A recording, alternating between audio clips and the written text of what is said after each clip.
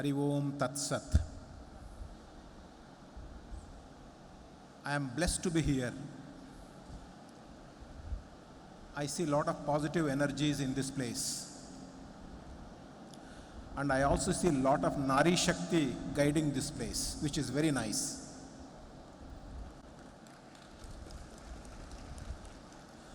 This is my first visit. I am not only enamored.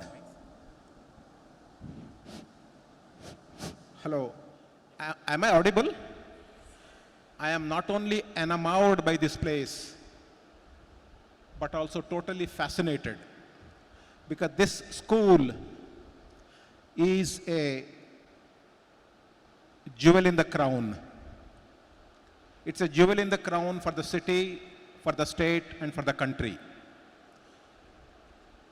I know this school has been doing extremely well, not only in the curricular activities, but also in a lot of extracurricular activities. In fact, we are sitting in a badminton arena right now. Now, today's theme is G20, India's assuming presidency for G20 happened on December 1, 2022. And we will be president of G20 for 1 year, that is November end 2023. If you look at the country now, country is witnessing sea changes. Country is going through an Amrit Kaal of 75 years of independence. Country is going through G20 presidency. Country is also going through a newfound energy level within the country as well as globally. It is interesting to note that our country has paved the way in the digital activity leadership globally. It is very fascinating to note that India contributes to the global economy by about 4% GDP, a small percentage of GDP. But we contribute to about 40% of digital transactions globally. Can you see this? 4% GDP country is contributing to 40% of entire digital transactions in the world. That means India can do wonders wherever there is soft power is involved. India has not done well wherever there is hard power is involved, where India has to make chips, where India has to make high-ended technological tools. This is where we have lagged behind. Now we are catching up. India also is an enigma. Why do I say so? It is an enigma because it is fifth largest economy, but most of its GDP is driven by unorganized sector. This is an anomaly. You cannot have a world power where most of the economic activity is fueled by unorganized sector. In the recent 10 years, most of the things are getting organized. We have a nation-specific GST. We have entire system getting digitally organized. You don't see hard currency anywhere. You see most of the transactions are visible. We are getting organized now after 75 years of independence. This has been our problem. We were not organized enough. Now we are getting organized, because when we become globally number one power, we need to be an organized society. You cannot have disorganized system and still be number one. Not possible. We are number 5 economically. Do we look number 5 economically? Not very well. We need to look also. When you become number 5 globally, you also should look number 5. In 5 years from now, we'll become number 3. Globally, we'll become number 3 at economic front. In maybe 10, 20 years, we will have a hard battle to go to number 1. This is very important. there will be a very stiff power struggle to reach to number one. And I think we will get there, provided we organize ourselves. How do we organize? We organize first in our minds. Our entire thinking must be organized. We should become country-centric in all our thinking. Unless we become country-centric, unless we become globally competitive in all our thinking, we will not become number one. Because number one is a philosophy. It's not just money. It's a philosophy in your mind that yes, I am number one in the world. Unless the transformation happens here, it will not happen outside. Now G20 is a wonderful blessing for us. G20 is actually a large humanity. G20 is about 85% of global GDP. 85% of global GDP we are presiding over. Close to 75% of global population is G20. Close to 70% of all global trade transactions is GDP, is G20. And G20 is a misnomer. G20 is really not 20, sorry. It's a highly misnomer. That number 20 has to be revised. The actual number is much bigger. G20 is nothing but 19 countries plus European Union. And European Union itself has 27 countries, independent countries. So we are talking of 19 plus 27. We also have 9 invitee countries. So it is 19 plus 27 plus 9. We also have a lot of global organizations part of G20. IMF is part of G20. United Nations is part of G20. World Trade Organization is part of G20. So many global organizations, regional organizations, all are part of G20. So this G20 is much bigger than G20.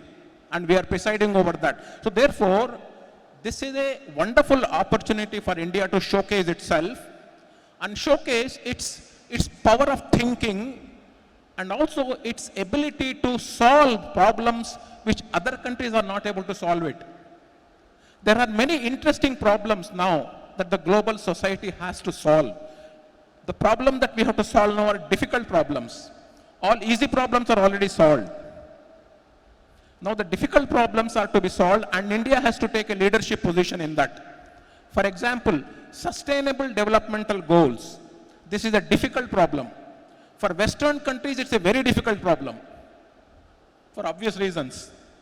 But for India to solve sustainable developmental goal challenges is not as difficult as it is to America or to Germany.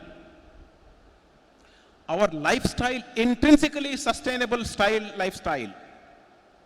We need to come out of a different way of thinking to address the pointed issues in sustainable developmental goals.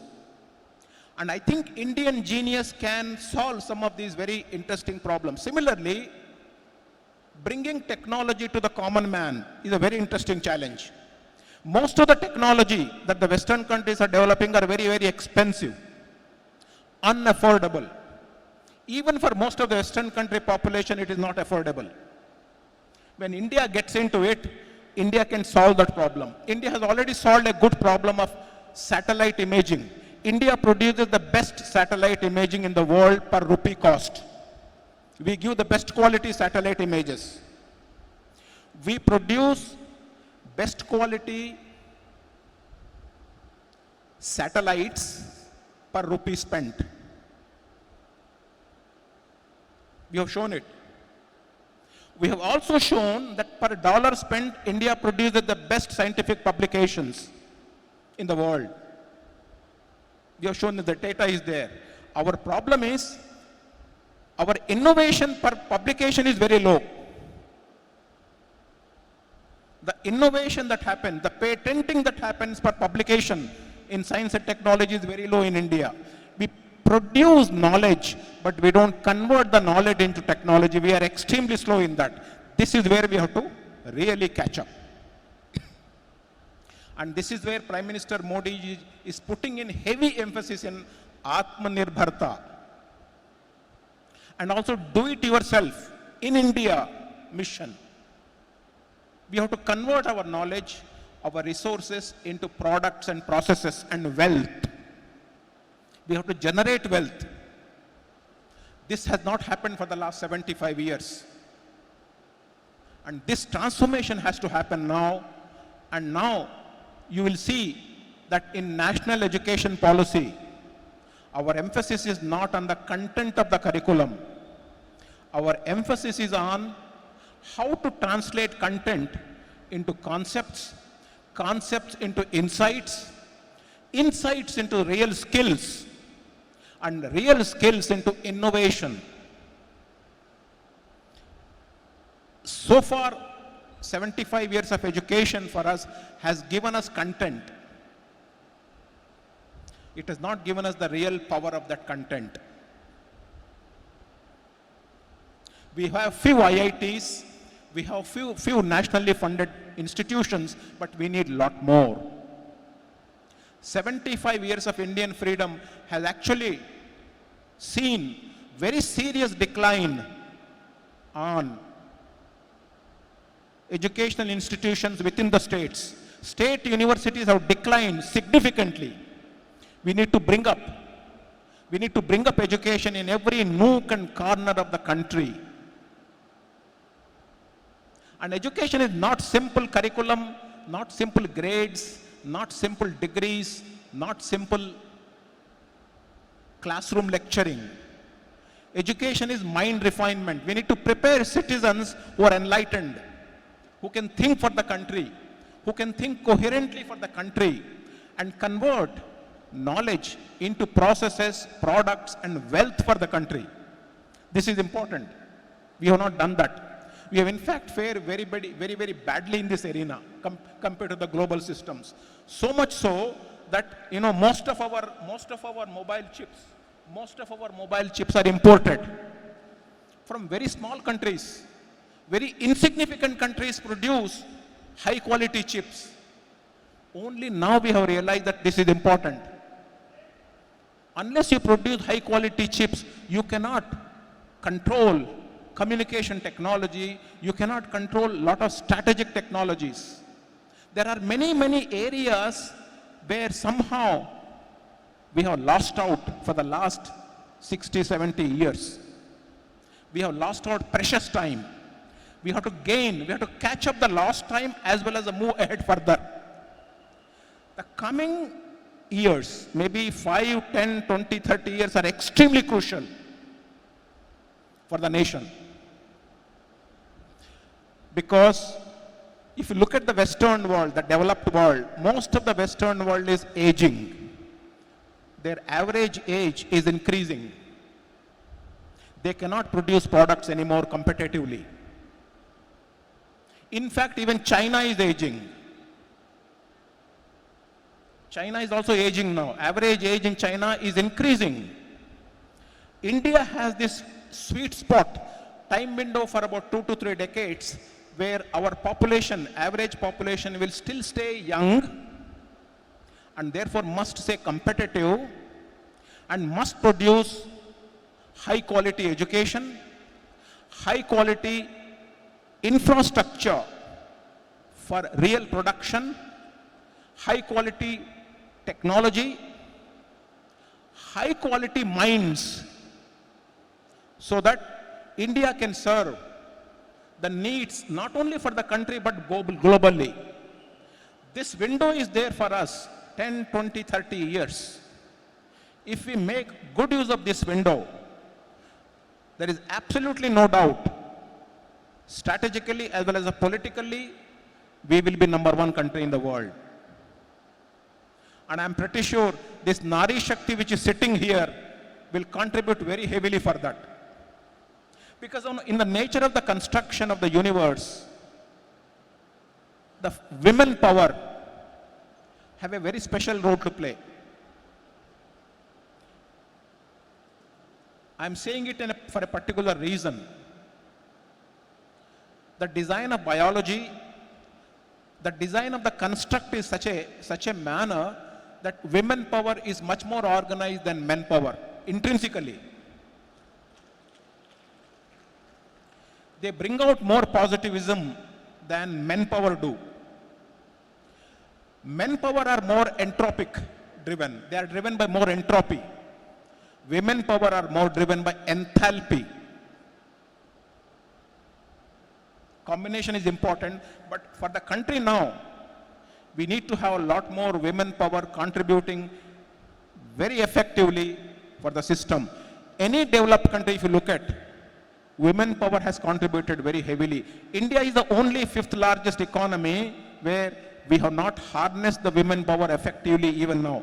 We are somehow fifth largest economy. For us to become first largest, we have to harness all the women power that we have. Only then it is possible. Because the productivity of women in India overall has been very low. That there is data for that overall. If we unleash that productivity, 50% population I'm talking about, if that 50% population of the country, the women power, if we unleash that, our GDP will go through the roof. This, the Western countries know it. Our strategy should be such that we must catalyze all our activities so that we can unleash our women power into all types of productive activities. This is very important for country to rise up. Now, having surveyed all this, I just want to make 2 or 3 very important points. And those 2 important points are to do with the students. Our students are our future. Our students are extremely aspirational. They are roaring to go.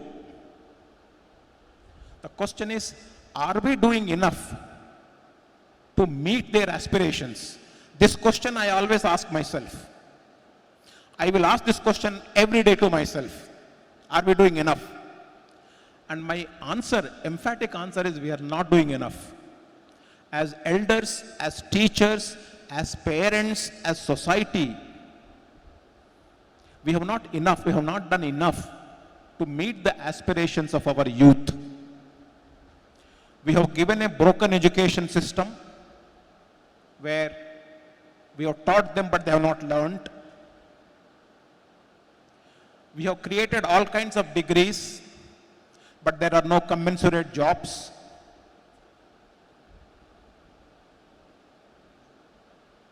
When they go into the society, there is no match between their skills and the employability.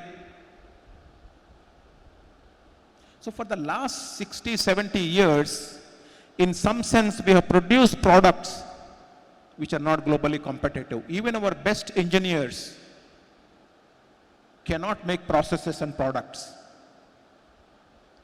Our electrical engineer, BTech degree holder, cannot open a plug point and put it back.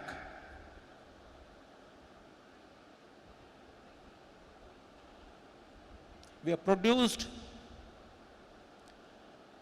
not so professionally oriented teachers. We have a lot of teachers, but they are not passionate. If you go to the hinterland of the country, you will realize that the teachers are not there in the schools. They are collecting salary, but they don't go to schools. There are many universities where teachers are not appointed. Aspirational children go to school, they don't learn, come back home. So in some sense, we have created a model that is not working. How do we fix it? Can we fix it? I think we can fix it. Our model of teaching should be such that we don't teach everything to the children. Very important. Don't overfeed the child. Just create hunger in the child so that the child can start learning himself and herself. It is very important for the teacher to create interest in the minds of the students for learning. Make the students hungry to learn. I want to learn myself. That hunger we should create. That is the purpose of a teacher. This will have a cascading effect. You will have children who will learn on their own. It's important. We need to have children learning on their own, because ultimately learning is do-it-yourself exercise. Learning is not by hearing. Learning by internal processing. Internal processing happens when you inspire a child, and the child will start go and learn. That means we should make the children not classroom ready, but library ready. Our libraries must be full. Classrooms can be empty, doesn't matter. This is important. Because from classrooms you don't produce bright students, you produce bright students from libraries,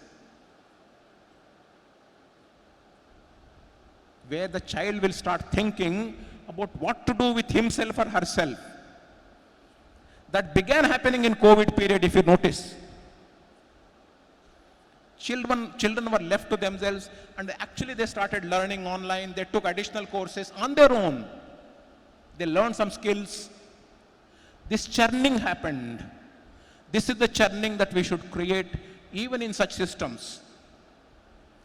Outside the classroom, you inspire the child to learn a lot of deep thinking. This is very important.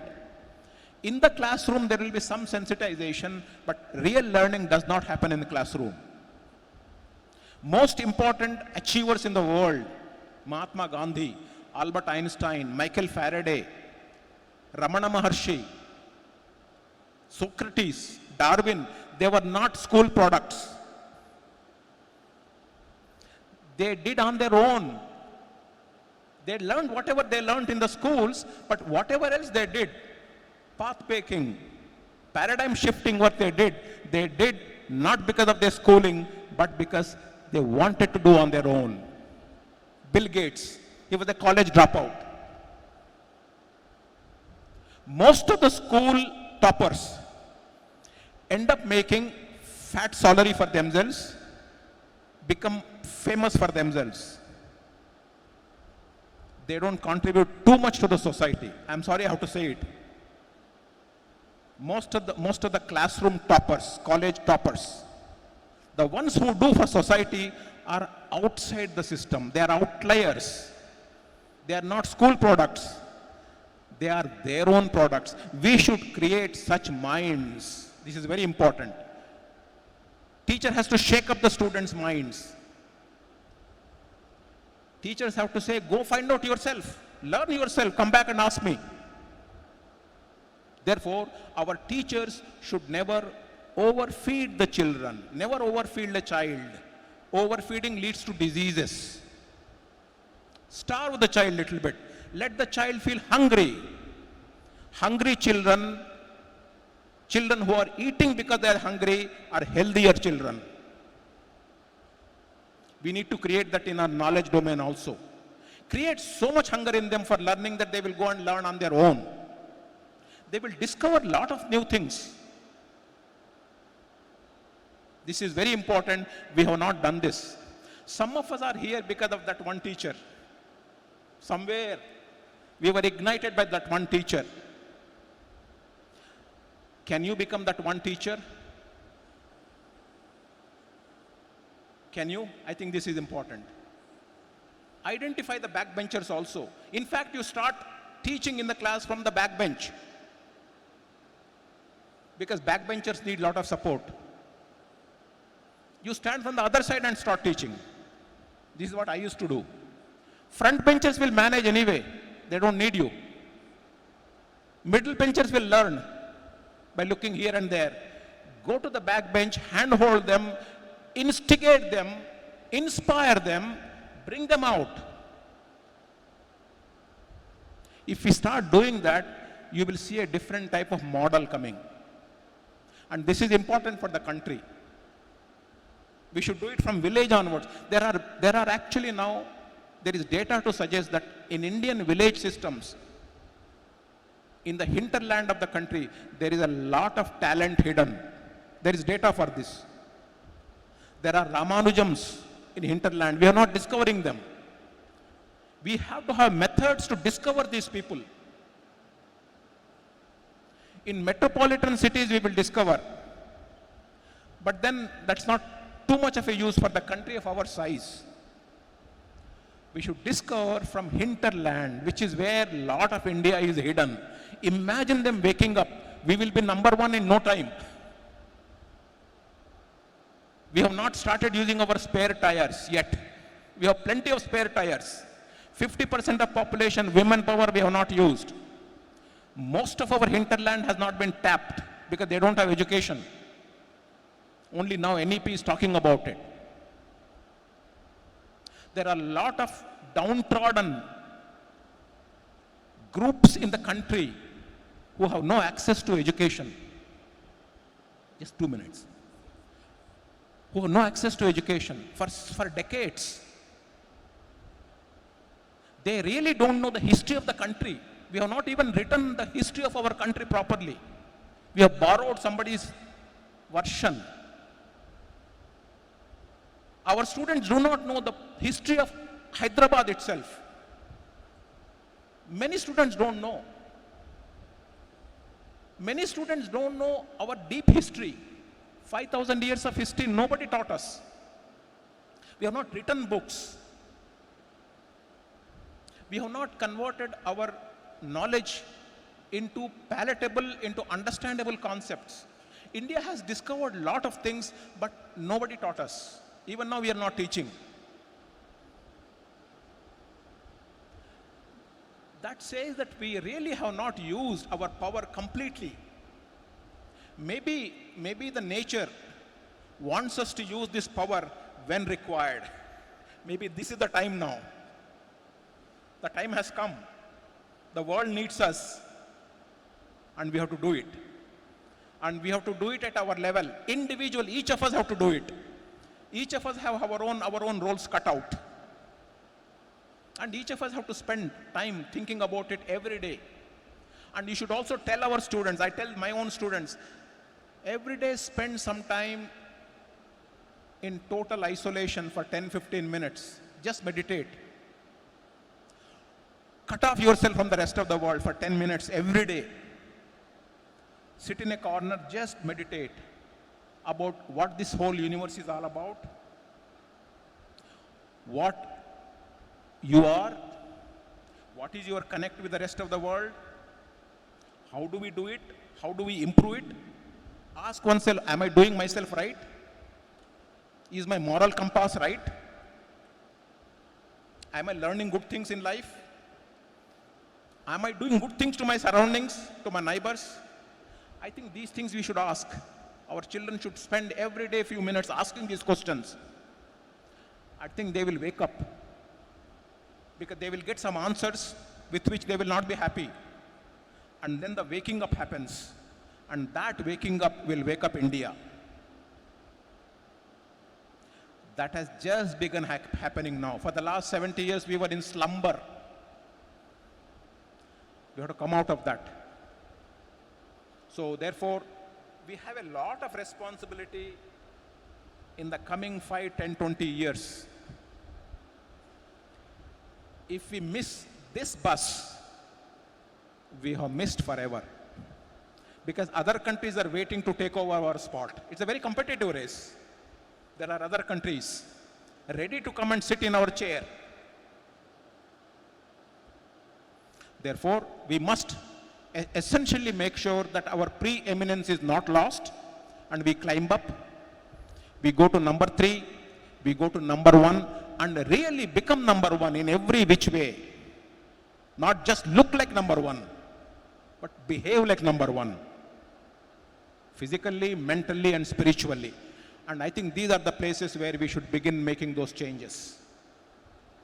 This is all I have to say. This is a beautiful opportunity that we are a G20 president, and we are also now on the verge of implementing new education policy, national education policy, where a lot of good things we have to teach to our students and teach them so that they can teach themselves.